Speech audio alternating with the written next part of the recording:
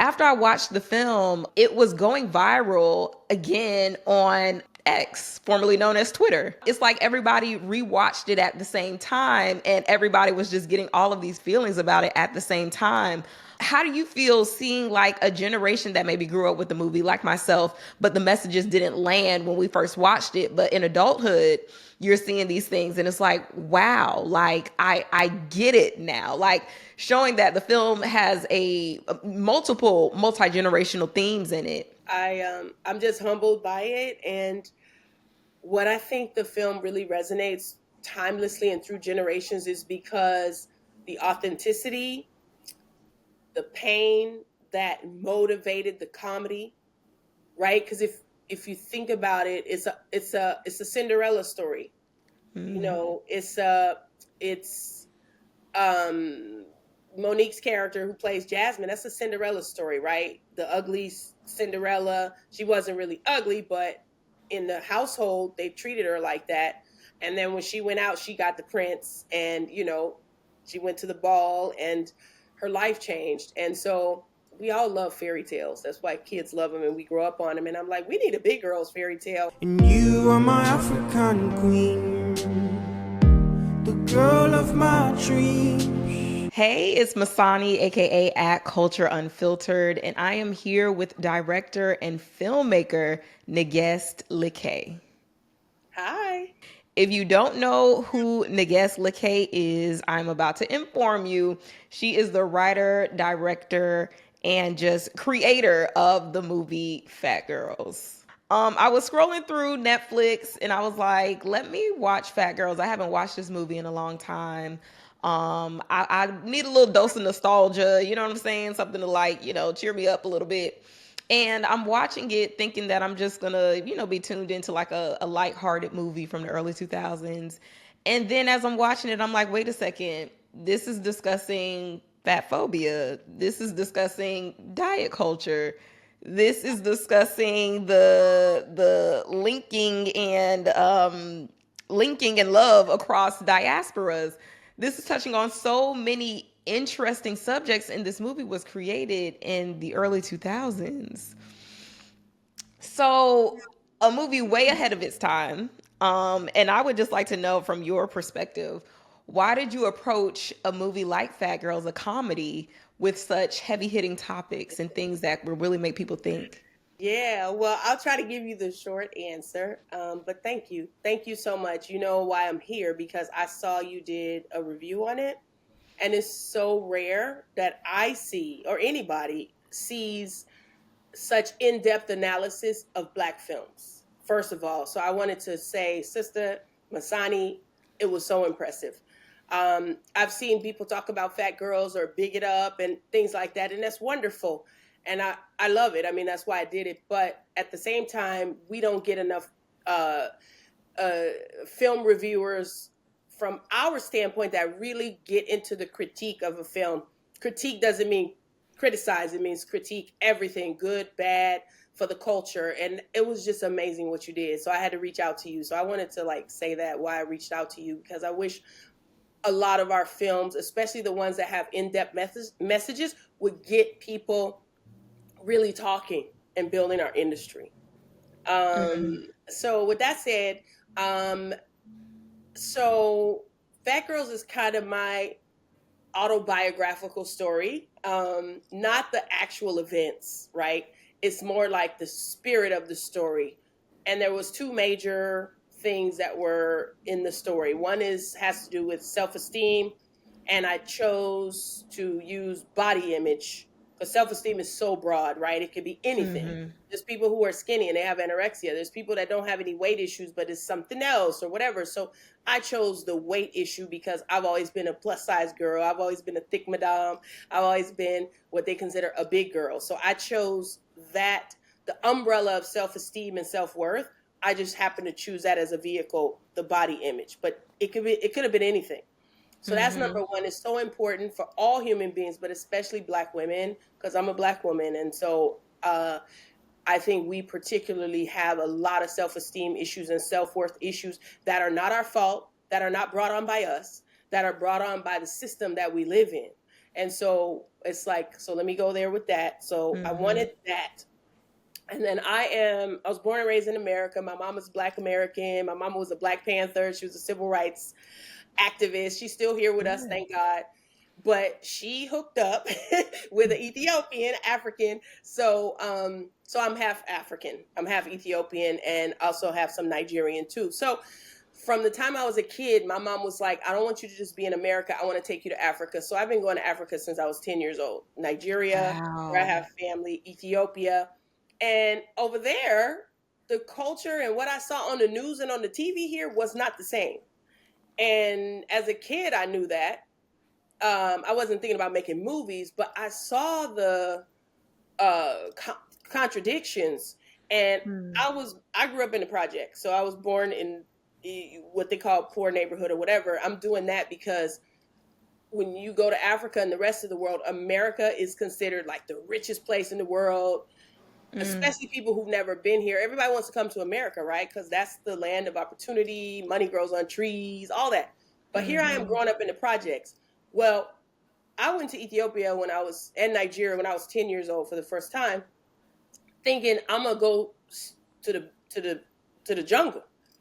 Oh my God, when I went there, they got palaces, maids, servants, drivers, bodyguards, or guards for their house, all this stuff. And it just blew my mind as a 10-year-old. I wasn't able to process that, but it was like, I forgot that word. It's a word I'm trying to think of, but it means that like everything is flipped and opposite. And plus they like big girls and all that. I wasn't thinking about that at the time. But anyway, fast forward when I became a filmmaker and I'm a comedy writer, I was like, I want to make a comedy. And I wrote it with Monique in mind. I didn't know Monique at the time, but I wrote it with her in mind because we need a vehicle. I'm like, I'm going to put the big girl thing in there with the African thing. And I'm going to tell the true narrative about Africa and the experience of what they call big girls in America. So Phat Girlz was born. I love that. I love that. Now, in talking about Africa and representation, in the early 2000s, like you mentioned, it was, the commercials, the feed a hungry child, the stereotype of the Nigerian scammer and, all of this, not knowing that things are totally different, in Africa. What was people's reception when the movie came out and they saw this sexy Nigerian doctor who was the heartthrob in this movie before that was like normalized or even a thing? So I wanted to just back up just a little bit to comment on what you said about the image of Africa. And like I already said, like when I went over there the first time at 10 years old and it was so different. And they were like, we want to come to America. We want to come to America. And I'm like, I live in the projects. I mean, I didn't say that, but I'm saying in my mind, it's like they want to come to America. Of course, we have rich people in America and mansions and all that stuff. But if you didn't grow up like that, if you grew up, in the hood, and I don't use that in a derogatory way, but what they say stereotypically, if you grew up like that, and then you go to Africa and they're like, we want to come there, but they're living in palaces and stuff. It's like, not everybody, but I'm saying even the middle class in Africa have servants and what they call servants, but it's maids and housekeepers and all that, even middle class on up, let alone here. So, and like you said, I was seeing the starving kids on TV and that was all I saw. And then my name is Nnegest Likké. That didn't work in the hood. And the actual real pronunciation of my first name is Nnegest. It means queen in Amharic, which is Ethiopian language. It means Nnegest. And then Olufumilayo is God gives me joy in Nigerian. It's Yoruba.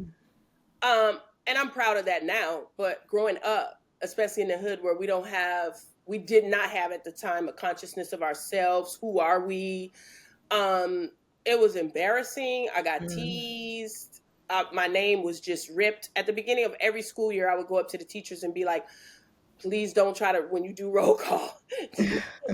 Oh my God, there was a nightmare. And there was a time in my period where I changed, in the period of my life, from like elementary school all through high school, where I was like, I'm gonna go by Kelly. I chose Kelly, but I wanted to choose anything except my name because I got teased so much. So it was traumatic to be an outsider and an outcast. And I'm kind of a rebel just by my personality. I'm kind of rebellious anyway. I've always been. So when I came into my own, and that's another story, but when I finally came to know myself, be like, why am I calling myself Kelly? My name is Nnegest Likké. I'm African and I'm proud, and I'm Black American and I'm proud. I'm proud of what I am. Right. So when I went to go and make the movie, one of the biggest pluses was that Monique was all in. So, so when studio bought the script, they didn't know who Monique was, the studio executives. And I was like, I wrote this for this comedian Monique. And they were like, we don't know who she is, but whoever she is, we gonna get her. I was like, I don't know if you gonna get her for the movie. And they're like looking at each other like, we got this. So, cause I had been trying to get the script to her like for a year before that. Wow. And then I wrote it. It wasn't bought by the studio yet. And so I was just trying to reach her first. Like if I could get her, maybe the studio, but God has his own plan. So anyway, the studio ended up buying the movie. And then that's when I had that conversation. I was like, I wrote it for Monique. And they were like, who's that? And I was like, and this was in 2000. This was like 2003 right. So, wow. So as far as it takes a long time to get a movie actually made from the script stage. So anyways, they were like, oh, we'll get her, whoever she is, or we'll get her. So, so then, I think it was like literally the next day, I was in the shower and then, my boyfriend that I was living with at the time, he came and he was like, phone call. I was like, I'm in the shower. He's like, it's Monique. I'm like, Monique who? Like, he's like, Monique. And I'm like, Monique. Turn off the shower. Studs. Hello. She's like, this script, this is I love this script. She's like, let's do it. I'm like, oh my God. I don't care if the phone gets wet. I'm going to get electrocuted. I don't know what's going to happen. I know that's right. She was like, she said, I started reading in the bathtub. I was just going to read a few pages. She said the water got cold. So I love that. So she read the whole script. She loved it. So I have to give her credit in ushering in this to the mainstream, like this African story, right? Because sometimes you need a vehicle. And I'm a no name. I'm just a writer, director. And so she could really deliver that because it's a Black American woman's story who meets an African. So that introduction is pivotal to how you introduce something to the culture that is not known. If a nobody, a nobody or somebody they don't know try to bring something, it's not necessarily cool. But if a famous person who people love brings it's kind of automatically accepted. So that's just kind of a technique or a strategy. So she was on board. She loved it. And then, of course, we cast the incredible, sexy Jimmy Jean-Louis. They had so much chemistry. So all that is to say, everybody accepted this film. Extremely iconic and truly ahead of its time. I wonder how African men felt seeing themselves depicted as super sexy and desirable and successful. Did you get any feedback from the men on how they felt about Dr. Tunde? Yes, they loved it. And so first of all, big up to Fox Studios who allowed us to have a huge premiere in Nigeria for the movie. So this was the first Hollywood film that had a premiere in Nigeria. Whoa. So I had asked permission. I was like, please, y'all, this is so big in Nigeria because I have a Nigerian soundtrack, Afro beats. The movie, I wanted to introduce Afro beats to American audiences. So African Queen and Downfall Drivers. Oh my gosh. And it was so big. And studios will tell you no, right? And because this premieres are a lot of money, even if you have it locally.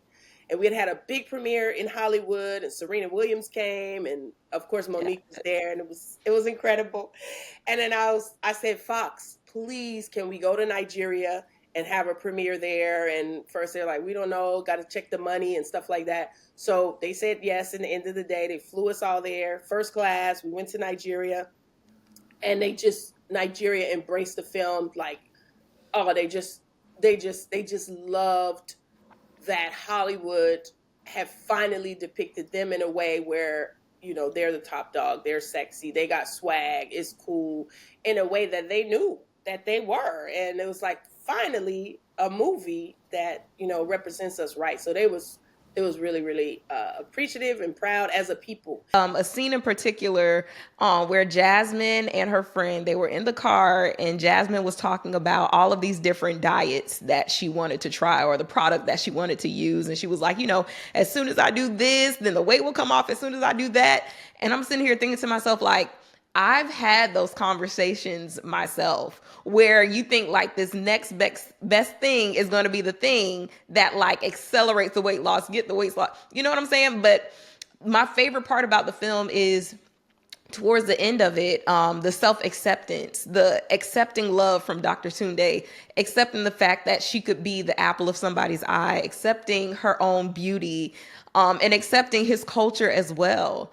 I thought all of that was just really beautiful. And like you said, it's a Cinderella story. It definitely is. And we don't get a lot of those where Black women, especially plus size Black women, are the lead. So just amazing in so many different areas. I could be mistaken, but just like I said, I think I'm the only female that's directed Monique, which doesn't say anything about her. It says something about the industry, right? A representation. But I think it's the only film where a plus size woman where that was a topic in the film, and she gets love, and it's a true romantic story without the joke being on her, without her being the butt of the joke. Like, I can't even think of another film. Like, some people say the movie that Latifah was in, Just Right, I think, and a couple of other ones, but those didn't center on weight. It was more about something else. And also it was more because Queen Latifah was a star.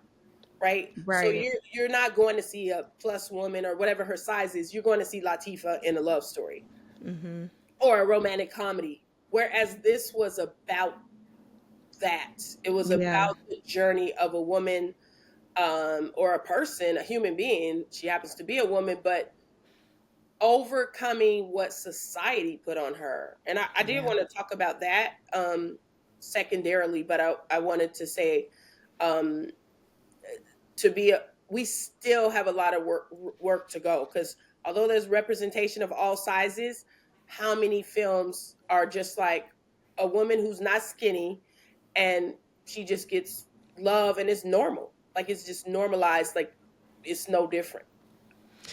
Can probably count on one hand, literally.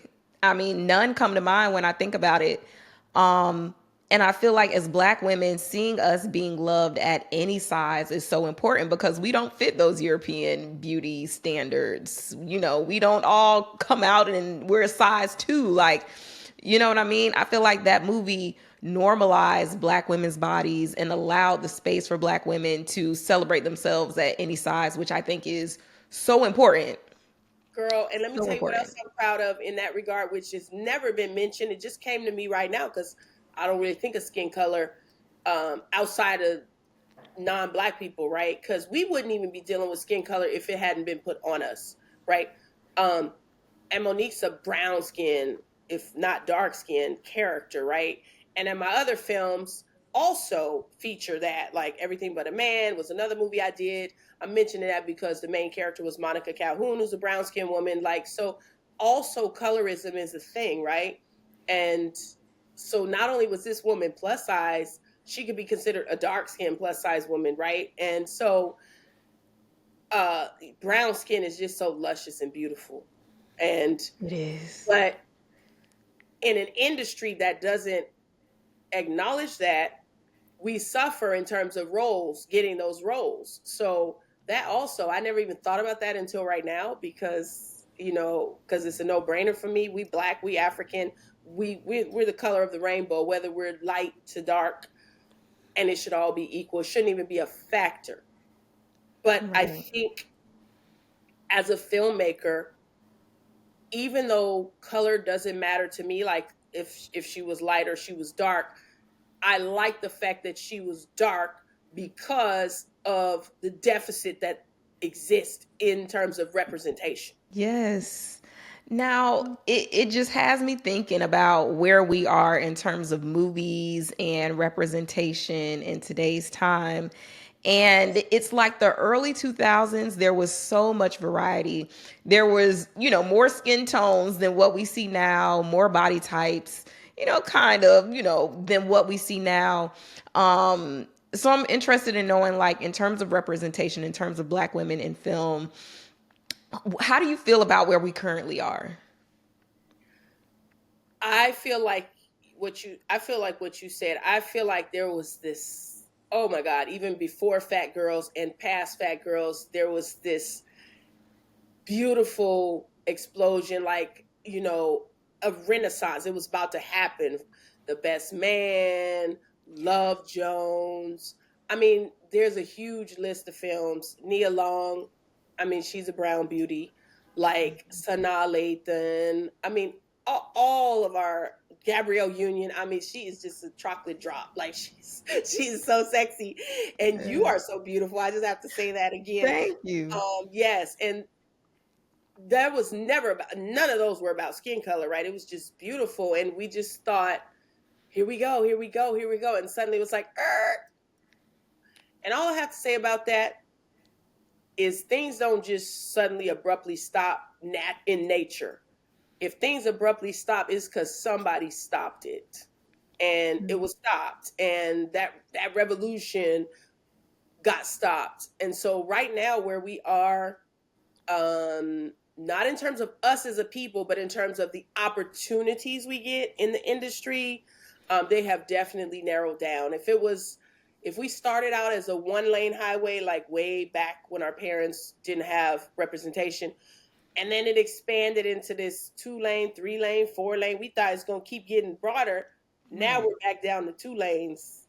And it's like, okay, what are we going to do about this? Where are we? We're at a turning point, and I think now is a good time where we can kind of take we can kind of regroup and say, as a people, and say, hey, with YouTube, not with YouTube, but with social, with the internet, we have so many more options as filmmakers to make movies for much lower budget and get the representation we deserve out there and do it ourselves without asking somebody else to do it for us. So I think we went forward, and then we took 2 steps forward. No, we took 3 steps forward. Now we're like 4 steps back. So it's time to level up again. So if we had a Phat Girlz 2, where would Jasmine Biltmore be right now? What would she be up to? What would she be doing? Where would her story lead us? Yeah, so what she would be doing today is chilling over in Nigeria with a margarita, eating some fufu. And Stacy, her best friend, would be visiting over there because she married a Nigerian too. Her and Akibo ended up hooking up, her and Godfrey. Yeah, so they got a couple kids too. So yeah. I love that. I love that. And I would be so here for a Phat Girlz Part 2. And as we're recording this is the 19th anniversary of Phat Girlz movie. So happy 19th anniversary, Phat Girlz. Yes. Yes. Oh my God. 19th anniversary.